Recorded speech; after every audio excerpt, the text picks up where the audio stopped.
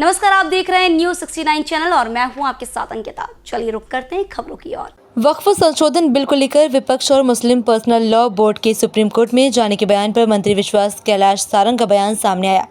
सारंग ने अपनी प्रतिक्रिया में कहा कि सभी को अधिकार है जिसको जहां जाना हो जाए। दिक्कत यह है कि अखिलेश यादव हो या विपक्ष के नेता अल्पसंख्यकों को केवल गुमराह करने की राजनीति कर रहे हैं। अखिलेश यादव और विपक्ष ने मुसलमानों को बरगला के राजनीति करने की कोशिश की है। भोपाल में जिस प्रकार से हजारों की संख्या में मुस्लिम भाइयों बहनों ने बिल और प्रधानमंत्री नरेंद्र मोदी ने समर्थन में अपनी भावनाएं प्रकट की, उससे ये स्पष्ट है कि अब तुष्टीकरण की राजनीति नहीं चलेगी। पानी का पानी सामने आया है।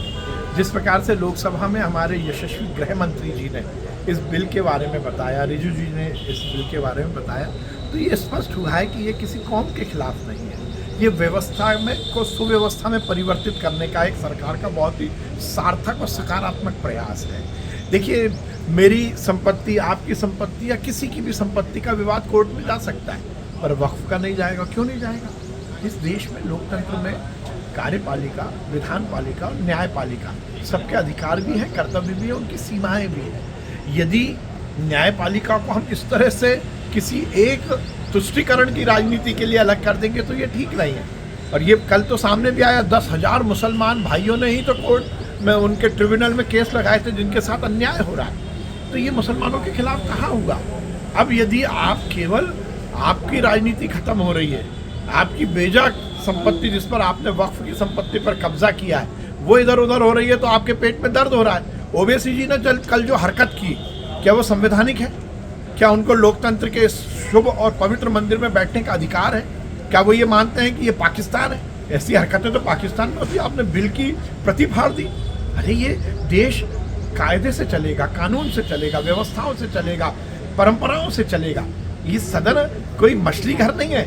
जिस प्रकार से आपने अपनी कुंठा को दिखाने के लिए और अपनी राजनीति की रोटी सेकने के लिए बिल की प्रति फाड़ दी, तो शर्म आती है। मुझे लगता है कि इस तरह से ये सुनिश्चित हुआ। अच्छा, प्रियंका जी कहाँ हैं? कहाँ है राहुल जी? ये भी देखिए, अब उनको नहीं दिख रहा कि संविधान की धज्जियाँ उड़ाई जा रही हैं। देखिए, ये बिल के बाद ये सुनिश्चित हुआ है कि भारतीय जनता पार्टी के मुसलमान के विरोध की बात नहीं कर, गरीब मुसलमान को हम संरक्षण देने की ही बात कर रहे हैं।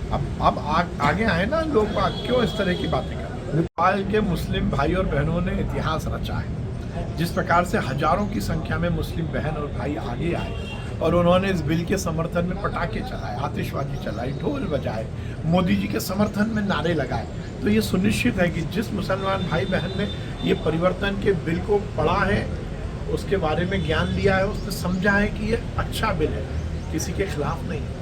तो एक है सब। और फिर मैं कहूँगा ना, किसी कौम के खिलाफ नहीं, कौम के गरीब को संरक्षण देने वाला कानून है, तो कौन खिलाफत करेगा?